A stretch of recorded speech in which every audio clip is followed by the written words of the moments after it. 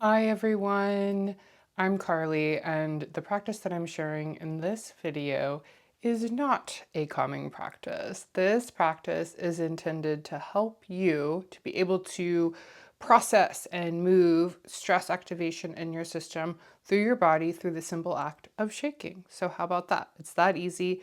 And this is a really interesting thing to think about. When it comes to shaking, we see animals do that out in the wild when they're stressed. We see even our domestic pets. My little separation anxiety diagnosed pup Theo, he shakes after he sees a squirrel or something that gets him riled up through the window. You see babies, if you've got a baby or especially a toddler in your household, you'll see them. Shaking is probably part of a tantrum, right? And so we just get it like socialized out of ourselves as we grow up. You got to be still, you got to be calm, when it's really an innate movement impulse of our nervous system to want to shake when things are stressful. So I'm going to share with you just two different ways to do this shaking. One's a little more gentle and then one's a little bit more activating. So again, this is not calming. This is about moving that stress energy so you can metabolize what's been mobilized. So you're feeling kind of riled up a little bit, and this process will help you to discharge some energy. And of course, in addition to this, any kind of physical exercise is great. Just doing a lap around the office, the block, wherever, that can help to metabolize and process all those stress activated chemicals in your body, as well as like I will just, do some air squats or hop on my little Bosu balance beam and my little Bosu balance board. Do some squats or some movement or whatever just to kind of process and metabolize. I first learned this practice in my applied polyvagal theory for yoga for trauma recovery training with Dr. Ariel Schwartz through the Embody Labs. All of her stuff is on YouTube, so I will make sure to include a link to her channel so you can check out her stuff and potentially do some of her wonderful full-length classes. So to begin, the first option that I will be sharing with you is a simple shake as if you are at a restroom, a public restroom, where there's nothing to dry your hands. Okay, so you just wash your hands, nothing to dry your hands. What does that look like? Something like this. Right? Just a few. So you can give that a shot. Your hands, your mouth, your feet are all great discharge points when you have stress activation. So those are great points from which you can move that energy out of your body. So the next option is a more full, like your whole torso, getting your whole torso into it. So this first one that I shared, that's great. I use that the most when, you come across something in your social media feed or maybe an email that kind of makes you go, whoa, what's going on here, right? So I just put the phone down, lean back from the computer, whatever, and just go, whew. Okay.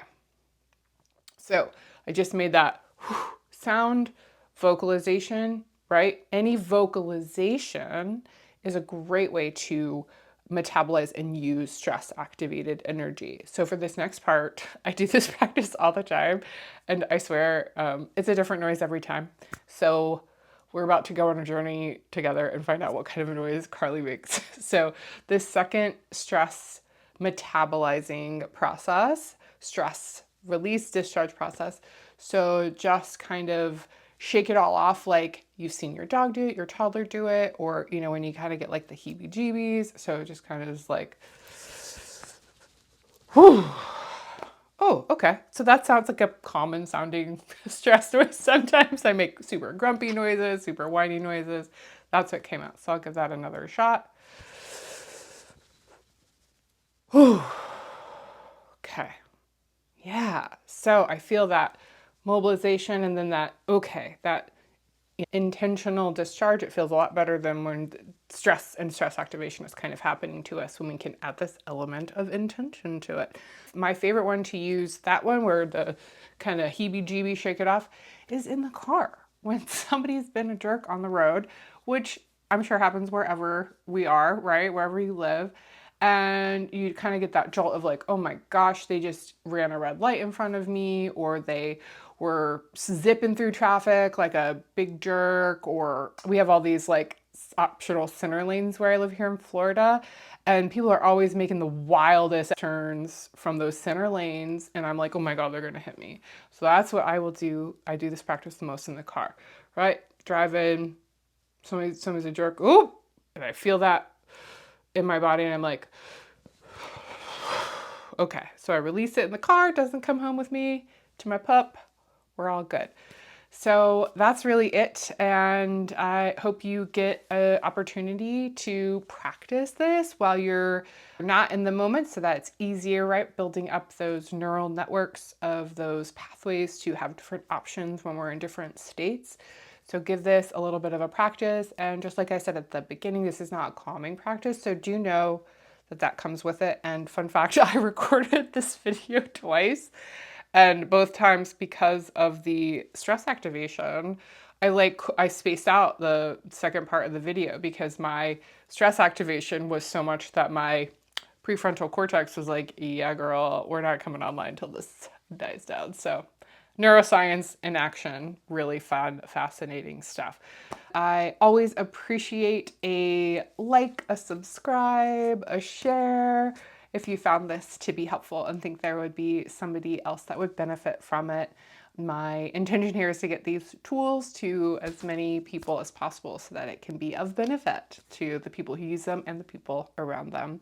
You might be interested in signing up for my weekly-ish newsletter where I include a link to one of these practices and then share a little bit more about the context or background or some kind of neuroscience, nervous system, psychology principle, or a story from my own experience of using the practice to help it land with you.